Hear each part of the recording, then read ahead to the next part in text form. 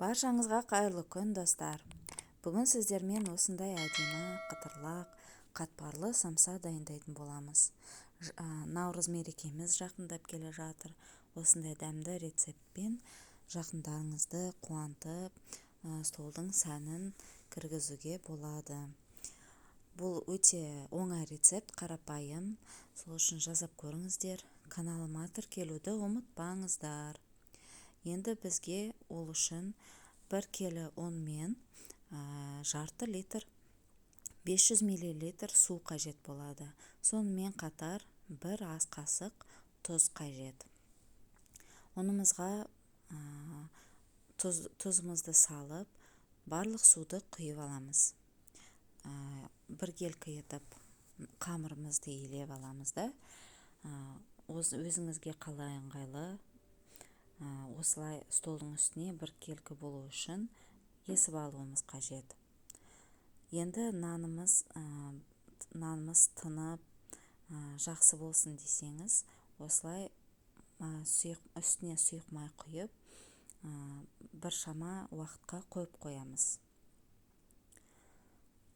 Видеода көріп тұрғандарыңыздай майды жағып, қалташаға салып қою керек.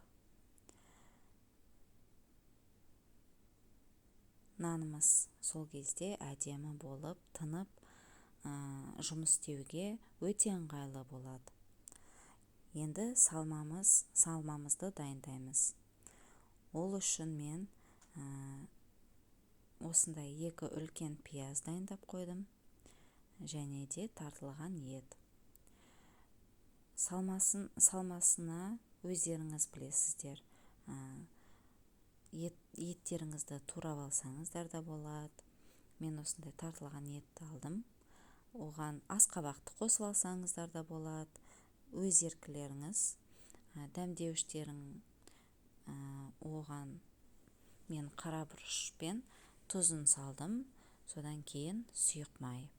Сол кезде осындай дайындаған салмамыз сочный, жақсы болып шығады.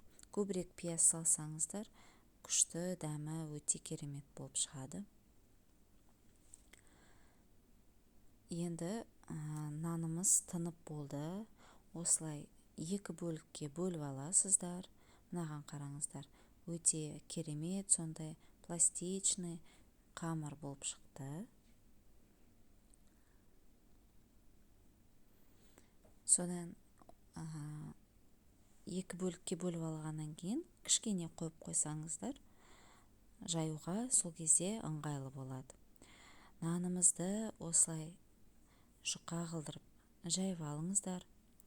Оған бізге сары май қажет болады. Сізде маргарин болса, оны алдын ала газға барлық суы шыққанша қайнатып алыңыздар. Ол және суып үлгеру керек, өздеріңізге жұмыс істеу үшін, ыңғайлы болу үшін суытып қойғандарыңыз жөн. Әркім әртүрлі жағады. Мысалы, қолмен жақсаңыздар ыңғайлы қамырға, және кисточкамен жағып алуға болады. Осылай видеода көрсетілгендей.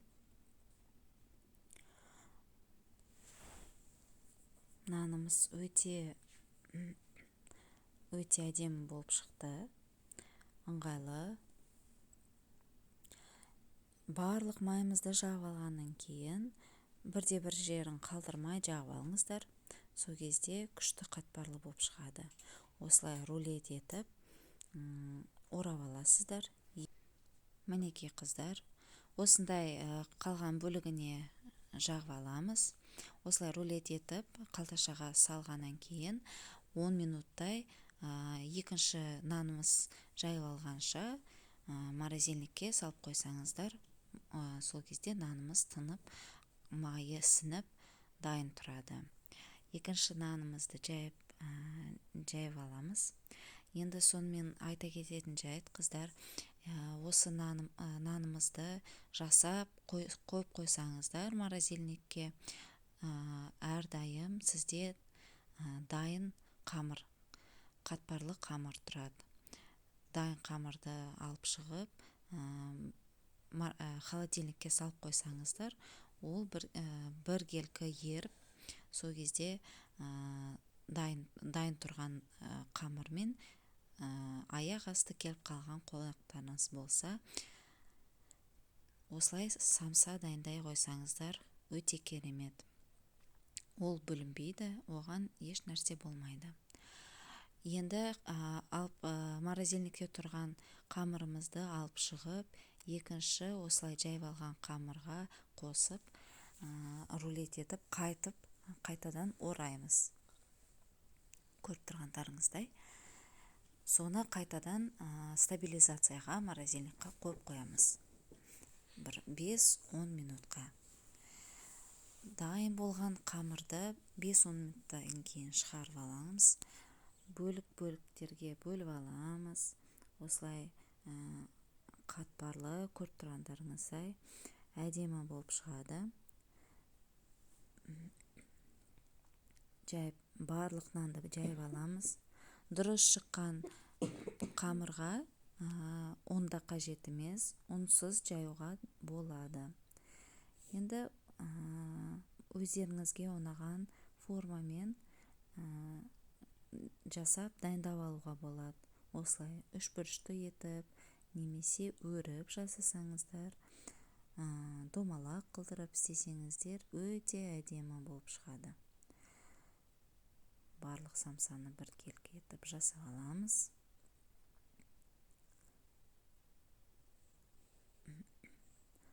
Мінекей, жасап алғаннан кейін үстіне жұмыртқаның сарысын және күнжіт сеуіп қойсаңыздар, әдемі, дәмі ерекше болып піседі.